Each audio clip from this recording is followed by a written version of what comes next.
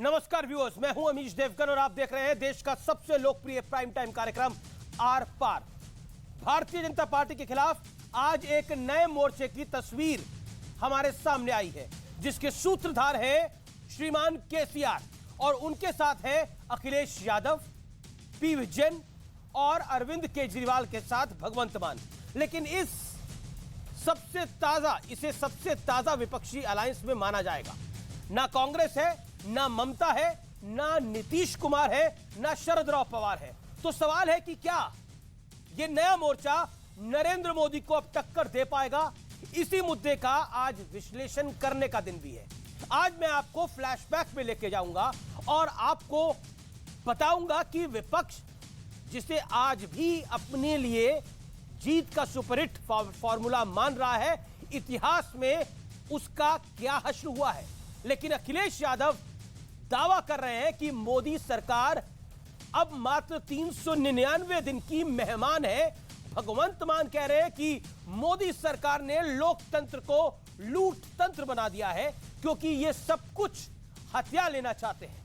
और इन सबसे 2 कदम आगे बढ़ते हुए श्रीमान अरविंद केजरीवाल ने कहा है कि जहां जहां बीजेपी की सरकार नहीं है, वहां वहां इन्होंने चुनी हुई सरकार को परेशान करने वाले राज्यपाल बिठा दिए हैं। उनका रोना लेफ्टिनेंट गवर्नर का है। लेकिन आज सबसे बड़ा सवाल है कि अलग अलग विपक्षी गठबंधन वाला दांव भारतीय जनता पार्टी को हरा पाएगा, नरेंद्र मोदी को निपटा पाएगा? इसी पर होगी आज देश की सबसे बड़ी बहस। थर्ड फ्रंट, इसमें कितना है करंट? और आज की चर्चा में, आज की डिबेट में भी जबरदस्त करंट देखने को मिलेगा। तो तैयार हो जाइए आज के आर पार के लिए।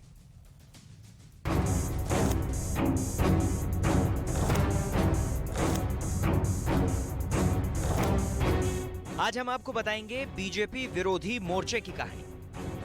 3 तस्वीरों की जुबानी बताएंगे।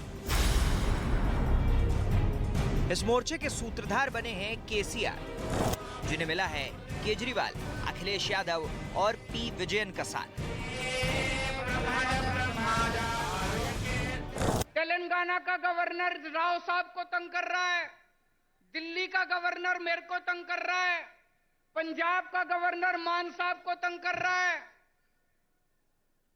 ये गवर्नर तंग नहीं कर रहे, मोदी साहब तंग कर रहे हैं। जो सरकार अपने दिन बताने लगे, समझ लो ये 400 दिन बाद सरकार रुकने वाली नहीं है। जो धन दौलत उनके पास है, वो इस देश में रहना नहीं चाहते। The union government is consciously trying to destroy the country's federal structure. I congratulate the Chief Minister of Telangana, like-minded CMs and leaders of various states. लेकिन इस सबसे ताजा मोर्चे में न कांग्रेस है, न ममता है, न नीतीश, न शरद पवार और न ही जेडीएस। अब जरा फ्लैशबैक में चलिए। ये दूसरी तस्वीर है मई 2018 की। मौका था कुमार स्वामी की ताजपोशी का, जिसमें विपक्ष के तमाम धुरंधर जुटे। लेकिन 4.5 साल बाद इस तस्वीर का गुणागणित बदल चुका है। अखिलेश यादव और मायावती कांग्रेस से दूर दूर हैं। अखिलेश यादव और मायावती की पार्टी में भी दरार पड़ गई। अब देखिए विपक्षी एकता वाली तस्वीर नंबर 3, जो जनवरी 2019 की, जिसकी सूत्रधार थी ममता बनर्जी, जिनके साथ कांग्रेस खड़ी है। लेकिन दोनों के बीच अब दूरी है। इस पुरानी वाली तस्वीर के 2 बड़े चेहरे अब केसीआर वाले ग्रुप में दिख रहे हैं, जहां से ममता गायब है। ऐसे में बड़ा सवाल है कि इस टकराव और बिखराव के बीच क्या विपक्ष मजबूती से बीजेपी का सामना कर पाएगा? इसी पर होगी देश की सबसे बड़ी बहस। थर्ड फ्रंट, कितना करंट?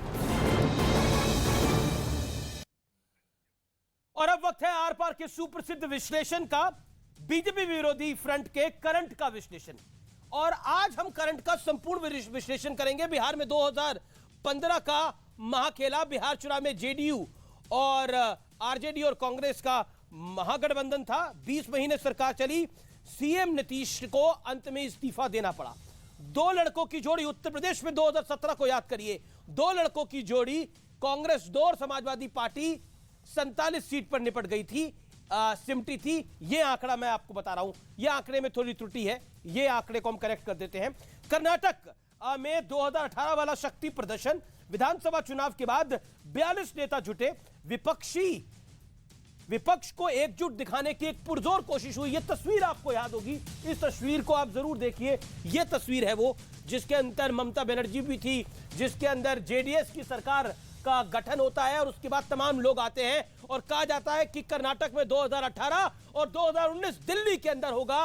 विपक्ष एकजुट हुआ, विपक्ष को एकजुट दिखाने की कोशिश हुई, लेकिन लोकसभा चुनाव से पहले ही सब कुछ खंड खंड हो गया और 2019 में कर्नाटक में बीजेपी को बम्पर जीत मिली और देश में भी बम्पर जीत मिली।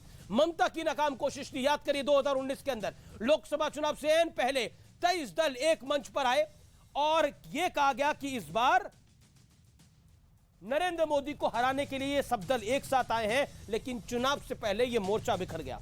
सपा बसपा यह एक ऐसा गठबंधन था जिसमें तमाम अर्थमेटिक ये कहते थे कि सपा बसपा अगर साथ है तो भारतीय जनता पार्टी को स्ट्रगल नहीं करना पड़ेगा, रेंगना पड़ेगा उत्तर प्रदेश के अंदर। लेकिन जगत प्रकाश नड्डा की अगुवाई के अंदर, खासतौर पर उत्तर प्रदेश के अंदर, क्योंकि वो प्रभारी थे उत्तर प्रदेश के और अमित शाह अध्यक्ष थे राष्ट्रीय, बीजेपी ने इस गठबंधन को हरा दिया चुनाव और दोनों पार्टियां यानी अखिलेश यादव को तो कोई फायदा नहीं हुआ। उनकी 2014 में भी 5 सीटें थी, 2019 में भी 5 सीटें आई, मायावती को जरूर फायदा हुआ। लेकिन एक नारा भी मुझे इसके साथ याद आता है, याद करिए, अब मिले मुलायम काशीराम, हवा में उड़ गए जय श्री राम। यह नारा था जब एक बार मुलायम और काशीराम मिले थे और बीजेपी की सरकार नहीं बन पाई थी। लेकिन इस बार अखिलेश भी मिले, मायावती भी मिली, बुआ भी मिली, बबुआ भी मिले, लेकिन नतीजा कुछ नहीं रहा। यह सबसे बड़ा लिटमस टेस्ट था भारतीय जनता पार्टी के लिए।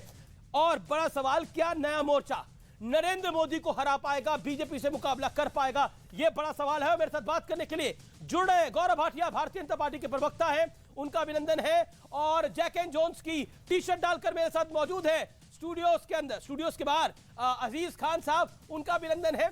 समाजवादी पार्टी के आज अलग रंग में दिखाई दे रहे हैं। और मेरे साथ अभय दुबे हैं, कांग्रेस पार्टी के नेता प्रवक्ता, उनका अभिनंदन है। मेरे साथ कुलदीप कुमार है, आम आदमी पार्टी के, उनका अभिनंदन है।